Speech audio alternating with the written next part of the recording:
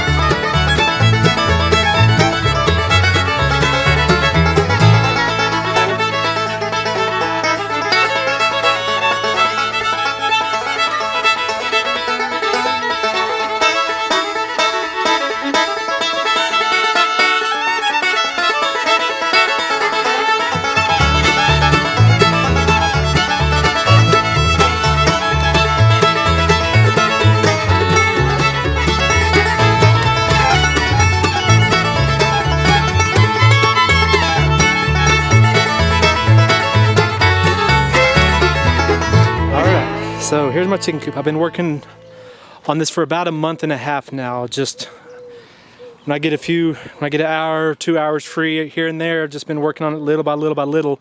And I still have lots of work left to do because really I've just gotten it to where it's functional. I still have a lot of decorative things, and well, there's even still some more functional things I have to get going. But anyways, that's it for the most part. Those chickens down there are probably about 2 months old. I probably started working on this when they were 2 weeks old or something like that. The main structure is 8 foot wide by 12 foot long. You can see the nesting box over there. I still have to put the roof on top of the nesting box lid there. The actual coop part where they live is 8 foot, obviously, the width, and then 4 foot, so it's 4 by 8, so 32 square feet inside of there. Got a tin corrugated, just galvanized roof on it. I did use hardware cloth, and I started to staple it with like 1.5 inch staples with the pneumatic stapler, and that worked okay, but I just wasn't satisfied. So I ended up getting 1.25 inch fender washers and using some exterior screws to hold all my hardware cloth, and I'll show you all of that in there. But again, the main thing is I still have so much work left to do on there. It's just been one thing after another, as it is with everything in life. But the paint I got for this, of course, I wanted the paint to match, and I was getting the relatively good quality paint from Walmart. And I painted the first coat on everything, and then Walmart ran out of that paint, and they were out of it for about a week, and I was at a standstill. So I had to just keep building.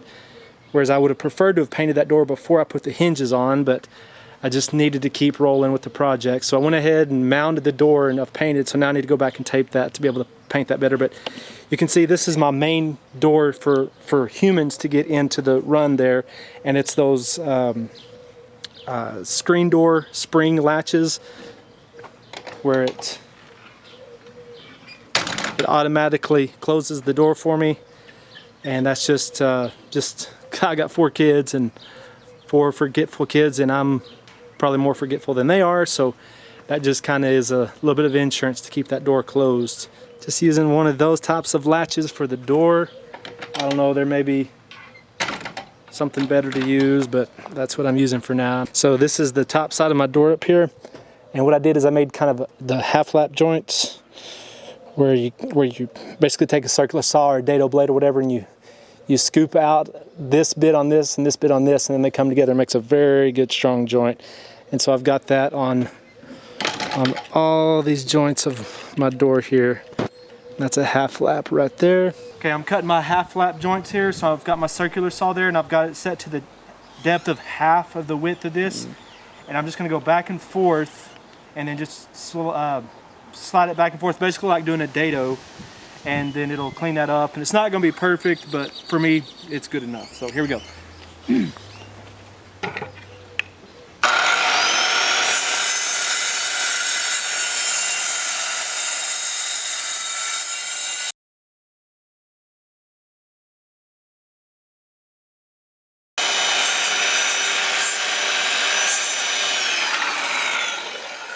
So there, now it's got half the width, and that'll be the width of a 2x4 right there.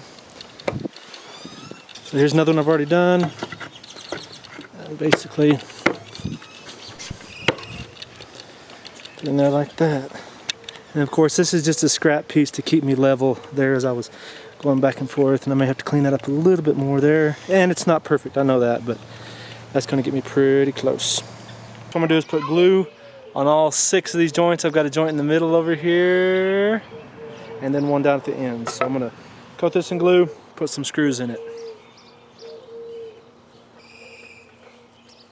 Oh, that's probably too much.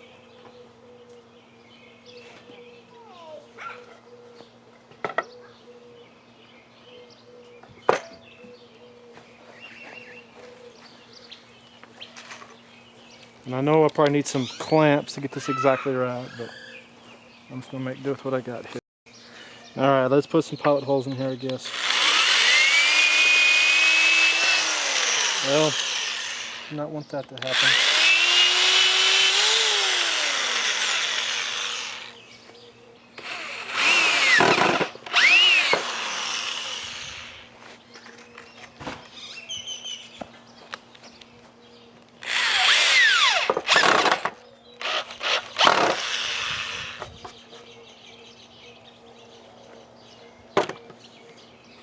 Use the T111 siding for the Coop part. It's a square window on the front there. Ventilation's very important. And of course I've got hardware cloth put inside of there also. Okay, so here's my nesting box. And I know this is bright, but it's dark up underneath here, so I gotta get the rest of this bright. But made windows like that. I don't know if that's the best or not, but again, all I have there is just hardware cloth. I'm gonna make inserts that are gonna go into there for the winter. I live in Texas. Not deep South Texas, but I live in Texas, so generally we're pretty warm. I mean, I am in the part of Texas where it can get pretty cold in the winter. I mean, we have 2 or 3 snows a winter. It's not rare for us to have a snow during the winter, and it can get cold. So, and this is the north side of my coop right here. So I'm gonna do something to cover that up whenever we get to the winter cold months. But really, a month and a half, 2 months will be whenever it's really cold, I mean, for Texas. So not too worried about the cold, and that's what I'm doing about that. Okay, and like I said, I still have to put some kind of roofing on top of my nesting box door here. I just went ahead and painted that to give it some kind of a finish for now, but probably just going to get some composite shingles and do it that way. Got two of these big hinges like this, and I still got to take care of the screws that are sticking out there. Okay, then inside my nesting box, I painted it dark where I painted the other rest of the coop inside white. That just kind of adds to this being a good quiet place to lay. I'll put some kind of latch on this door. I haven't got that yet. But I just used 2x2 for the frame on this. So I can show you this. So this is up underneath my nesting box here. And what I did is I ran some 2x4s that run all the way to the other side of the coop. I went ahead and extended these all the way out here. So this is just one long 2x4 that runs the whole length of this. I put that there because there's a hole there that blocks anything from going in up underneath there. Okay, and also back whenever I built this, I actually, which I'm not an engineer or anything like that at all, so I don't really know what I was doing. I just played with this, but I've actually built my coop in Google SketchUp, and this is still not it exactly, but as I revised things, I kind of revised it in here a little bit. But what I was going to show you here is the way I did this thing here, how this 2x4 extended out. It was the floor joist basically for this floor of the coop here, and then I just extended it out here to become the floor joist for the nesting box, and then the nesting box has its own like little piece of plywood right in there to be the floor of that. I don't think I said anywhere else, but I don't have the total at all, but I think I remember, and again, it's been 3 years ago, and I spent way more than what I thought I was going to, but I ended up spending about $1,600 or $1,700, I think, somewhere around there on all this material, and just in buying the, everything, the lumber to build the frame, the plywood for this, the siding that I put on all of these places here, like along here and along here, the corrugated roofing, all the hardware, all the screws for the PVC to make the automatic feeder, all that kind of stuff, all that added up is what gets to that price. Okay, here's my clean out door on the back side, and yeah, I still got to get some more paint on that. There's my latch for the back door. And on these latches, I did not use the little tiny screws they include. I used some big old decking screws to make sure that is not going anywhere. Okay, so inside of my coop, painted it white, and I didn't know if I was going to paint it or not, but then I got to reading and really thought that was a good idea, and really my wife painted the inside of this. She did a good job. Got a good second coat on there. It's pretty good and thick, and I mean evenly applied, but it's good. Okay, so up inside of the coop here, and I still have to get that sealed somehow, some kind of weather sealing. It goes far enough down it's not going to leak rain up into there or anything, and it extends out far enough that way also it's not going to leak rain, but that's inside the nesting box, and you can see stark contrast in color. That's the dark gray that I had for the exterior, and I thought about doing black but didn't have black, so that dark gray was good enough, and you can see it definitely contrasts. And I don't think I made my nesting box dimensions exactly right. I should have made it, well, I just should have made it longer and shorter and everything, but what I'm going to do, I think, is I'm going to come in here with another 2x4 that's running lengthways, or maybe even a 2x6, and run it like here, and just to close this in a little bit more and make it more dark in there and make it more of a safe place for them to lay. Alright, so I just want things to be natural, so I just cut off a piece of Chinese elm there, and yeah, I could have cleaned that up, and I probably will clean that up even a little bit better. I have not let my chickens come in here yet. I was wanting to get everything just right before I let them in here. Okay, so what I did is, on my hardware cloth, like I said, I took these fender washers and we put this screw through it, and this is a good decking screw, so that thing is not going to let loose, so that's going to hold that chicken wire very good. And I ran out of these big ones, and hardware store where I was buying these were totally out of them. It's like I just have to keep on. So I got some of these smaller ones, and they're going to hold good also. But what my wife started doing was she was painting this, and she just decided to go ahead and paint a little bit of that over. And actually, I think it makes it look a lot better. It just makes it blend in, and not only that, but it also protects it. Keep that fender washer from rusting. So I think that serves two very good purposes there. It makes it look better and will keep it from rusting. And really, once she started painting that, man, he's just painted over all that. And I'll show you inside of the Coop run, we did the same thing. It was very quick. I mean, she painted over all of these inside of the Coop in an hour. So very good very good return on the investment of time for that, I think. All right, so all the 2x4s, the 1x4 cross pieces there, all that's painted white in here. Same thing over there. You can see all those fender washers are painted white. Got this all painted good in here. Yeah, I'm still gonna have to do something to weatherproof that up there. Just never-ending amount of work to do here, but at some point you gotta let loose and just let things go. And on my clean out door here, I put those screen door spring hinges on here also to keep this door shut. So again, in case somebody forgets, I mean, something could open that pretty easy, but at least it does shut by itself.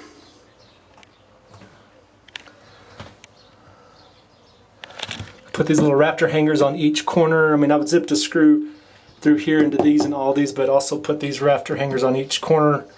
Actually, I think I put 3 on each side here, 3 here and 3 back there, just to help keep things in place. So you can see here I have the siding underneath my roofing. I have this drip edge just to finish it off, and I let this hang off about 2 inches. These screws right here are what I used for nearly everything. If I could use this screw, I used it. It's these exterior screws. These are green. Most of the ones I used were gold, but these are green. Prime Guard Plus. So these have the star bit. And at first I wasn't too sure about that, but now I do not. I don't ever want to use a Phillips head screw again. These things are so good. It locks up so good. Doesn't slip out or anything. It's just perfect. And these screws kind of have a deal for digging out the wood right there. Man, these things are long, but they can just zip right in, and these hold like crazy. These screws are in all of these joints here. Everywhere you look, every joint has 2 of these or whatever, but these are the screws I used. These are awesome. Definitely worth it. There was one big box that I used. It was $30, and I don't remember how many that was. I think it was 5 pounds. Yeah, it was 5 pounds for $30. This little 1 pound deal was $10, which I didn't want to do that. Way more per screw, but I didn't need that full other big one. But if you can, use these screws. These will make your life way better, because the amount of time and effort you're going to put into this is going to be insane anyways. You might as well make your life easy while you're doing it and get some good screws. So we've got 5 laying hens, 3 of the black sex links and 2 Rhode Island Reds, and then we got 5 bantams, which was kind of a weak moment for me. I used to raise birds a lot whenever we lived in a different place. Had chickens and guineas and quail and pheasant and tons of guineas. I had turkey and all kinds of stuff, and I enjoyed that. So anyways, whenever I was at Tractor Supply, I was just intending on getting laying hens, but saw those bantams and couldn't resist, so got 5 of those also. Okay, now as we come in here, got my little ladder there, and like I said, I'm not done at all. I'm still going to paint that thing. I just have to find some way to attach it. So what I did is here on the where the hardware claw stopped right here, there was a pretty sharp edge where the little sharp edges all the way. So what I did is took a 1x2 strip and I ran along there and screwed that in, and that way kind of finishes that off. And then I did the same thing all the way around the bottom. And not only does it give it a clean edge down there where there's no sharp points, which there's really not any on that anyways because that's the finished side, but it makes it look cleaner, but also you can see where I put it over these fender washers, so it gives it even more security where it's going to make it pretty hard for something to push that fender washer out past this piece of 1x2 also. I did that all the way around the bottom, every bit of the way around, and then I ran it up in the corners. And because these corners were sharp right here, this was a rough edge. So it cleaned that up, and it makes it hard for something to push out at the corner right there. So you can see what I did here is 2x6 running this direction with the T111 tacked to that. And then I have my 2x4s running that way to be a support for the plywood base there of my coop. Now what I did is this 2x4, this 2x4, and then that third one, they extend out past, and that becomes the flooring of my nesting box. So you can see how this 2x4 right here extends out, this one extends out, and then that third one extends out, and that becomes the supports for the floor of my nesting box there. See how I've got all those fender washers painted. So I'm going to do the deal where you build basically just like a 2x4 box, and then you put a piece of hardware cloth on top of that, and then you bury like wheat seed or something, and then water that, and then it grows up, and then they can't scratch that, and then so the wheatgrass kind of grows up through the holes of the hardware cloth, and then they can have fresh greens even inside of their run where they normally would keep things scratched up like crazy. And so actually I guess let me go in here and kind of show you some of the stuff that I have added to it since that video, which is really not a lot of stuff, but I have this automatic feeder now, and I found that on a YouTube video, and it works pretty good where there's not much waste and it keeps it from getting rained on. But I mean, we're in a good place in here with a good roof, so there's no problem there. I've got this cheap little kind of a box here with this hardware cloth on it. It's where I'll kind of till up underneath there, then plant some wheat seed or something, and then that way it'll grow up, and that way they can't scratch it, and as the seed comes up, as the grass grows up, you know, they'll have something green to eat. Because of course as soon as they get in here, they'll scratch everything down to bare dirt. I don't know if you'll be able to tell, but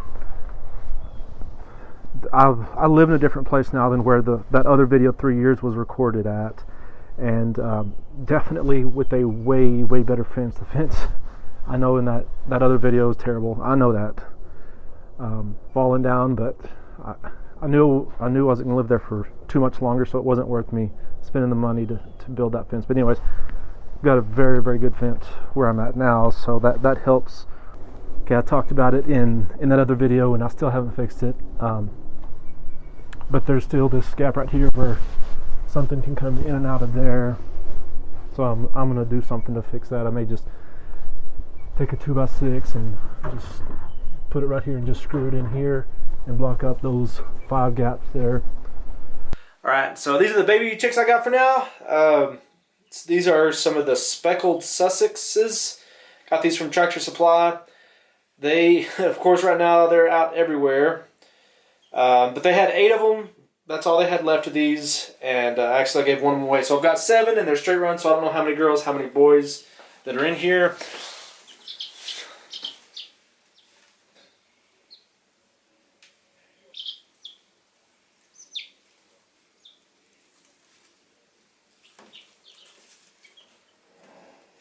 And so they're in a pretty small enclosure now, but after the cold, we've had a cold spell the last couple of days. As soon as the cold spell goes, I mean, we're in the middle of April. I'm going to be putting them out in the coop part, putting a heat lamp out there for them, putting them in a lot bigger enclosure, but that's where they are for this cold spell right now.